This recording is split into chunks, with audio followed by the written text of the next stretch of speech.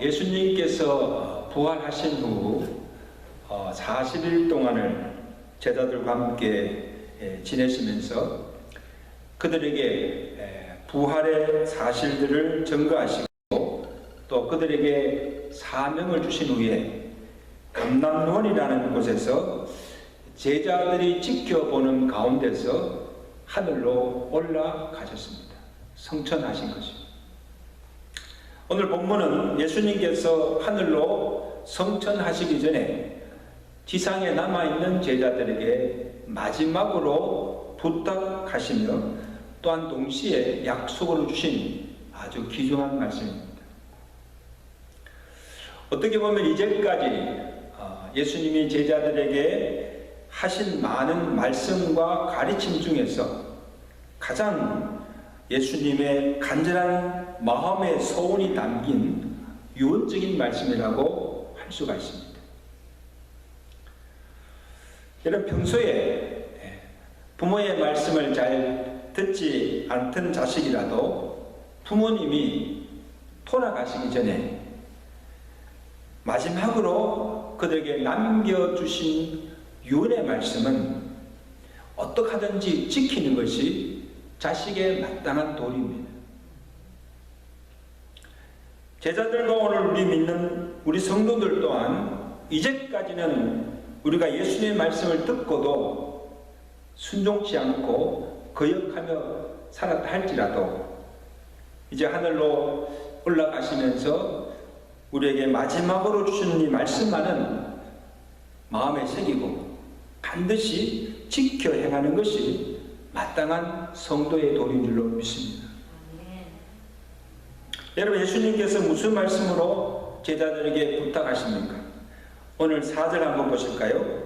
사도와 함께 모이사 그들에게 분부하여 이르시되 예루살렘을 떠나지 말고 내게서 들은 바 아버지께서 약속하신 것을 기다리라. 그럼 무엇을 기다리려고 합니까? 아버지께서 주시려고 하신 성령을 기다리는 것입니다. 여러분, 예수님의 제자들은 예수님께서 십자가에 달려 죽으신 것을 본 후에 하나같이 뿔뿔이 다 흩어졌습니다.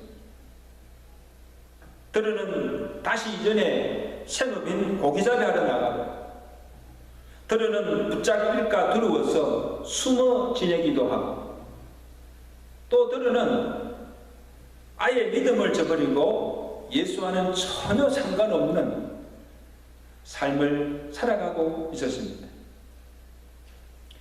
예수님을 떠났던 제자들이 예수님이 다시 부활하심으로 다시 예루살렘으로 모이게 된 것입니다. 그래서 예수님께서 어떻게 하십니까? 부활하신 후에 각기 흩어졌던 제자들을 일일이 찾아다니면서 그들에게 부활의 몸을 나타내 보이시고 잃었던 믿음을 회복케 하신 후에 그들을 다시 예루살렘으로 불러 모으신 것입니다. 누가? 예수님께서.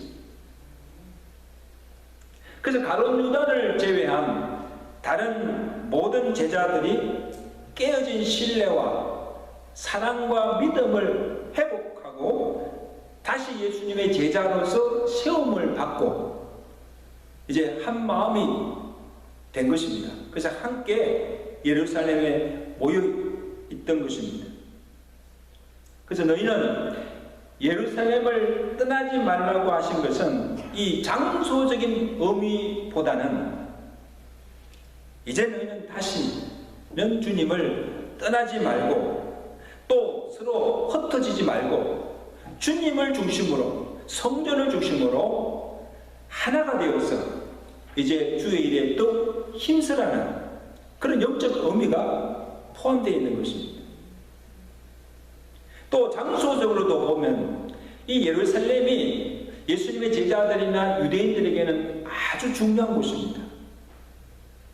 여호와의 성전 시온소가 있는 곳이요, 또 예수님과 제자들이 처음 만나서 복음의 사역을 시작한 곳이며 예수님께서 그곳에서 많은 기사와 이정을 행하였던 성지가 바로 예루살렘입니다. 또 무엇보다도 이 복음이 예루살렘에서부터 시작하여서 유대와 사마리아 모든 족속에게로 전파될 것이기 때문에 이 선교적인 차원에서도 가장 중요한 것입니다. 그래서 누가복음 24장 46절 누가는 이렇게 기록하고 있습니다. 그리스도가 고난을 받고 제3일에 죽은 자 가운데서 살아날 것과 또 그의 이름으로 제사함을 받게 하는 회개가 어디서부터? 예루살렘에서부터 시작하여서 모든 족속에게로 전파될 것이 기록되었으니 너희는 이 모든 일에 뭐에 증인이라 말씀하고 있습니다. 자, 보세요. 예루살렘에서부터 복음이 시작되고 그리고 증거된 그 복음이 예루살렘에서 유대와 사마리아로 퍼져 나가게 될 것이며 그래서 그 복음이 전파되는 곳에 그 복음을 듣는 자 유대인들만 아니라 모든 족속이 구원을 얻게 될 것이므로 너희는 이 예루살렘을 떠나지 말고 예루살렘에서부터 복음의 사역을 시작하라는 말씀입니다.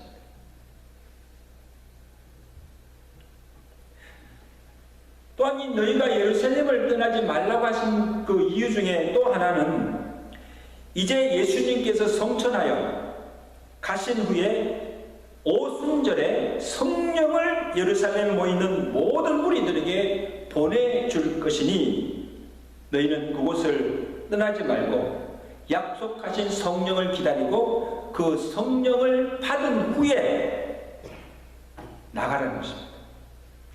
5절 말씀. 자, 5절 말씀 보실까요? 요한은 물로 세례를 베풀었으나 너희는 몇 날이 못되어. 그러니까 예수님이 성천하신 후에 10일 지난 오순절 날에 성령으로 세례를 받으리라 하셨느니라. 여러분, 세례 요한이 먼저 와서 그가 전한 복음은 뭡니까? 회개하라, 천국이 가까웠느니라. 회개의 복음을 전파해서 그 요한이 전하는 그 복음을 듣고 죄를 회개하고 나온 자들에게 요한이 물세례를 베풀었습니다. 그럼 물세례는 뭡니까?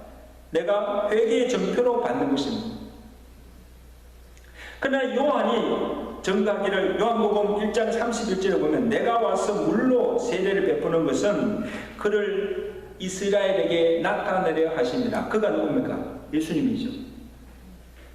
나를 보내어 물로 세례를 베푸라 하신 그이가 예수님이 나에게 말씀하시되 성령이 내려서 누구에게든지 머무는 것을 보거든 그가 곧 성령으로 세례를 베푸시는 이인 줄 너희가 알라. 그렇게 말씀하고 있습니다.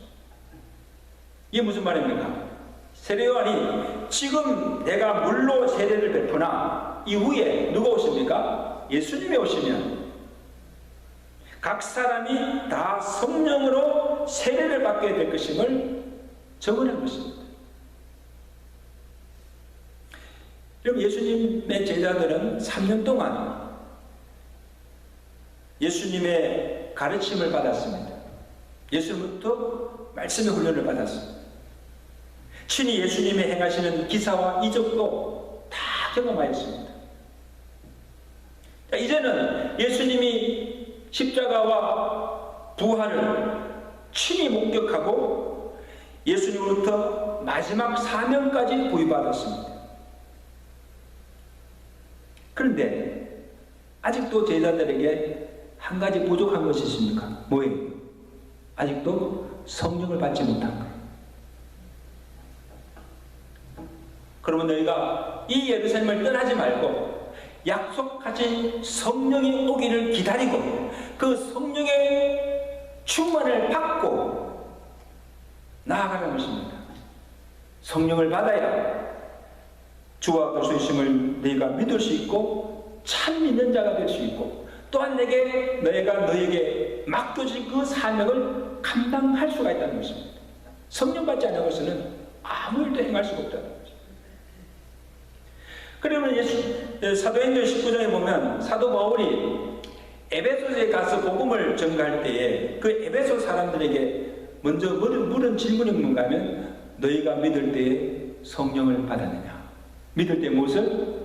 성령 받았느냐? 그때 에베소 사람들이 사도 바울에게 뭐라고 전합니까? 그들이 대답하되 아니요, 우리는 성령이 계심도 듣지 못하였고 요한의 물세례만 받았나이다. 그때 바울이 그들에게 안수할 때 어떤 역사가 나타납니까? 성령이 그들에게 임하게 되고 그들이 예수를 믿고 예수를 주로 믿게 되고 구원받는 역사가 일어난 것을 보게 됩니다. 할렐루야. 여러분, 성령 세례는 우리가 예수를 믿을 때 다 받았습니다. 너희가 믿을 때 성령 받았느냐? 이 말씀입니다. 왜냐하면 우리가 성령 받지 아니하고서는 우리가 믿을 수도 없고 주를 주라 부를 수도 없습니다. 고린도서 12장 2절이죠. 성령으로 아니고서는 누구든지 예수를 주라 할 수가 없는 거예요. 로마서 8장 15절은 너희는 다시 무수하는 종의 영을 받지 아니하고 양자의 영을 받았으므로 아바 아버지라고 부르짖느니라. 우리가 예수님을 주여 하고 부를 수 있는 것도 또 하나님을 하나님 아버지 하고 부를 수 있는 것은 우리가 양자의 영, 아들의 영을 하나님의 영, 성령을 받았기 때문입니다. 성령 받은 증거예요. 여러분 믿을 때에 성령 받았습니까? 아멘. 성령 받지 않고서는 우리가 어떻게 주를 부를 수 있고 어떻게 하나님을 아버지라 부를 수가 있습니까? 성령 받은 증거예요. 성령 세례 받은 거예요.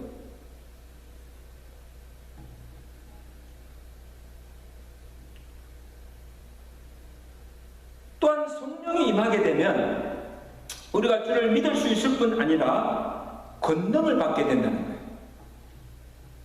단지 예수님을 믿는 것으로 또 복음을 증거할 수도 없고 하나님의 일을 할 수가 없고 아무 능력도 역사도 이룰 수가 없다는 거예요. 성령의 충만과 성령의 능력을 받아야 하는 것입니다. 여러분 성령 세례와 성령 충만은 다르죠. 그래서 사도행전 오늘 1장 8절에 결론적으로 예수님께서 뭐라고 말씀하십니까? 다 같이 읽겠습니다. 시작. 오직 성령이 너희에게 임하시면 너희가 무엇을 받고? 권능을 받고 예루살렘과 온 유대와 사마리아와 땅끝까지 이르러 내 정인이 되리라 하시니라. 아멘. 예수님께서 성천하시면서 지상에 남았는 제자들에게 마지막으로 부탁하는 그 사명이 무엇인가 하면 이제 너희는 예수 그리스도의 십자가와 부활의 정인이 되어달라.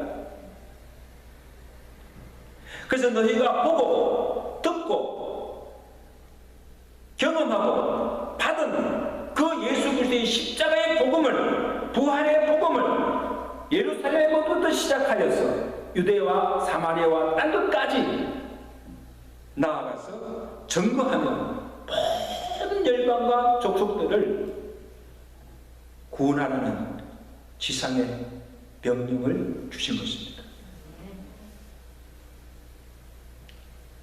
주님께서 우리에게 주신 이 지상의 명령, 땅끝까지 나아가 주의 복음 전가에서 많은 영혼들을 구원하라는 이 사명은 성령 권능을 받지 아니하고는 감당할 수가 없다는 것입니다.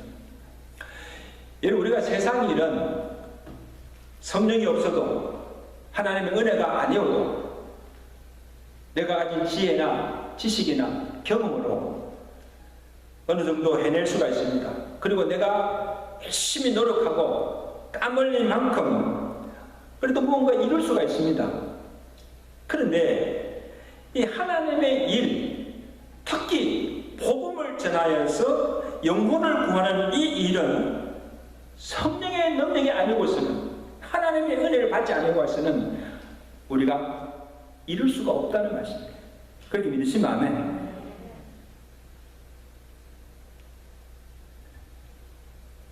우리가 성도로서 또 하나님 일을 하는 사역자들로서 우리가 가지고 있는 고민과 갈등이 뭐예요?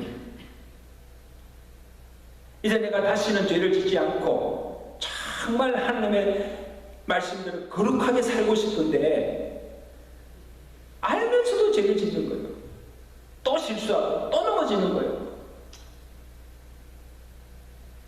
내가 저 사람을 사랑해야 함에도 불구하고, 내가 하나님의 사랑을 가지고 정말 원수까지 사랑해야 함에도 불구하고 도저히 사랑할 수가 없는 거예요. 사랑이 되지 않는 거예요. 이제 내가 좀 기도도 하고 기도하며 살아야 되는데 하고 싶지만 기도가 되지 않는다는 거. 말씀을 듣고 은혜도 받고 참 말씀에 도전도 받고 자 이제 나는 참 말씀대로 그렇게 살아야 되겠다고 결심하고 다짐하지만 내 뜻대로 내 마음대로 되지 않는다는 것이, 이것이 우리의 고민이요 갈등입니다. 어떻게 해야 됩니까? 내 힘으로도 의지로도 할 수가 없는 것들 우리가 어떻게 해야 합니까? 또한 전도를 해야 되지만 나가서 복음 전가해서 영혼 구원하라고 말씀은 하시지만 이게 마지막 주님께서 우리에게 막 부탁하신 유언적인 사명이지만 무슨 말을 전해야 될지도 모르고 용기가 없어서 내 사는 가족에게도 복음 전하지 못하고 그를 전도하지 못하고 있는, 이것이 우리의 실정이에요. 우리의 연약함이에요. 내 의지가 약해서 내 믿음이 없었기도 하지만 오늘 말씀을 통해서 알 수 있는 것은 아직도 우리가 성령 세례는 받았지만 성령의 충만한 능력은 받지 못했다는 거예요.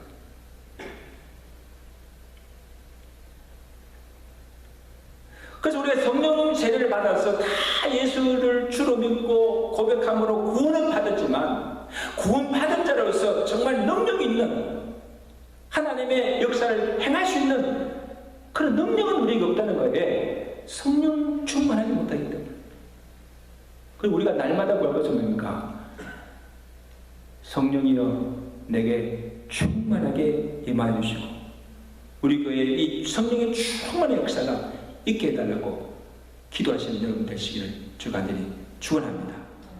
성령 충만해야 그 능력을 힘입고 내 원수까지도 사랑할 수가 있고 날마다 깨어 내가 기도할 수 있고 이 제약된 세상도 죄도 그 모든 악의 권세도 성령의 능력으로 담대히 이기게 될 줄로 믿습니다. 옆에 사람 인사합니다. 성령 충만합시다. 네. 네. 성령 받는 것을 놓치잖아요. 이 성령은 날마다 성령 충만하기를 기도하고 성령 충만함을 입어야 능력이 있는 그의 삶을 살게 될 줄로 믿습니다. 여러분 한 예로 예수님의 제자들 한번 보세요. 제자들이 예수님이 성천하신 것을 본 후에 예수님의 말씀에 순종하여서 한 사람도 예루살렘을 떠나지 않고 다 예루살렘에 있는 마가의 집에 함께 모였습니다.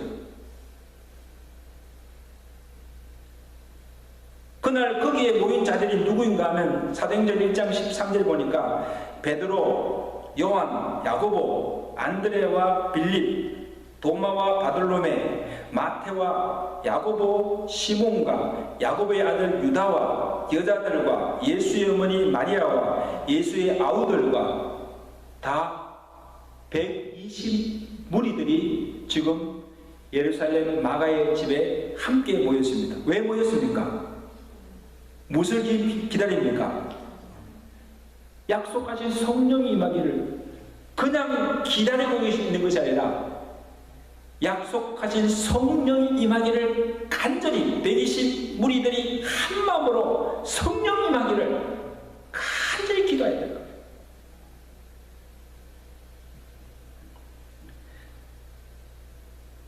기도하였을 때 며칠 후 오순절날에 마가의 다락에 모여서 기도하던 그 무리들에게 비둘기 같은 성령이 충만하게 임하였습니다.